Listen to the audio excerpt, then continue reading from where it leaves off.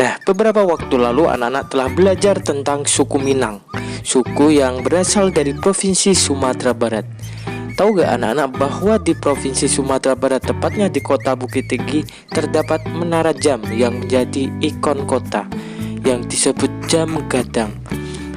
Jam gadang merupakan menara yang memiliki jam dengan ukuran besar pada 4 sisinya.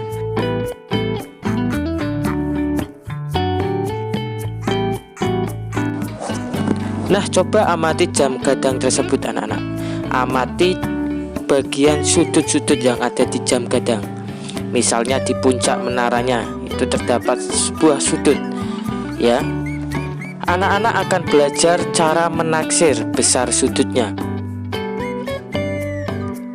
Menaksir itu anak-anak tidak ada benar dan salahnya, karena itu mengira-ngira, memprediksi sesuai dengan prediksinya anak-anak, sesuai dengan perkiraan anak-anak, itulah menaksir. Kemudian diukur besar sudut sebenarnya menggunakan penggaris busur. Itu satuan bakunya atau alat bakunya menggunakan penggaris busur. Anak-anak boleh mengira-ngira berapapun, tetapi harus tahu kuncinya. Kuncinya adalah anak-anak harus ingat sudut siku-siku. Sudut siku-siku yang mempunyai kaki sudut tegak lurus dan besar sudutnya 90 derajat. Kalau sudut tersebut kira-kira lebih kecil dari sudut siku-siku, berarti besarnya kurang dari 90 derajat. Jika kaki sudutnya itu lebih lebar dari sudut siku-siku, berarti besar sudutnya itu lebih besar dari 90 derajat. Kuncinya itu anak-anak menaksir, ya. Gak ada benar, gak ada salah. Menaksir itu bebas, ya. Tetapi harus tahu kuncinya. Kalau taksirannya itu mendekati yang sebenarnya, berarti anak-anak top, bisa memprediksi dengan tepat dan teliti. Nah, anak-anak coba ingat-ingat kembali tentang materi Tangram atau susunan bangun datar yang bisa dibentuk beraneka ragam bangun.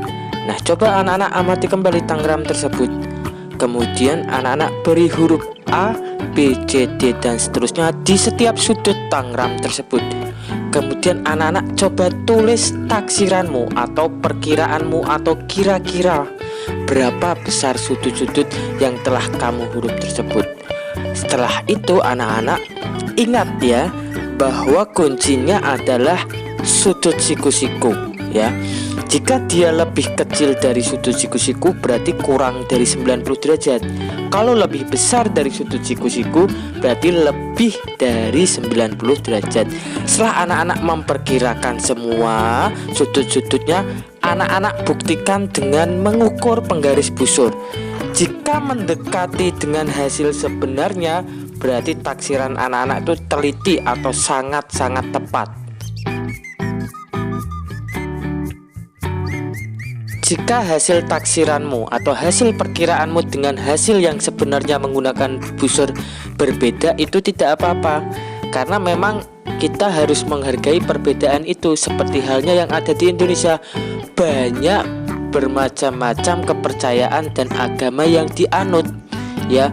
Ada Islam, ada Kristen, Katolik, Hindu, Buddha, dan Konghucu. Semua berbeda-beda. Warga Indonesia itu menganut agamanya, tetapi walaupun berbeda-beda, kita harus menghormati, kita harus toleransi. Paham ya anak-anak? Agama-agama yang ada di Indonesia.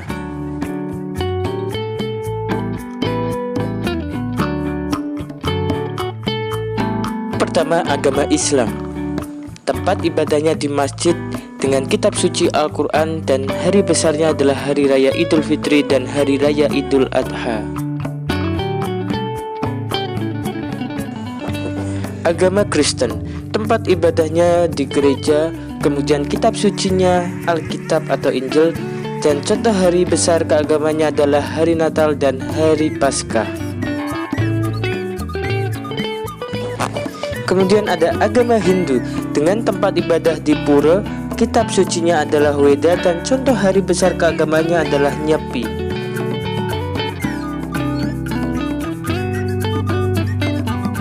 Kemudian agama Buddha dengan tempat ibadahnya di Wihara, kemudian kitab sucinya adalah Tripitaka, dan contoh hari besar keagamannya adalah Waisak. Kemudian ada Konghucu dengan tempat ibadah di kelenteng. Kemudian kitabnya adalah Sichu Wuching. Kemudian contoh hari besarnya adalah Hari Raya Imlek ataupun Cap Gomeh.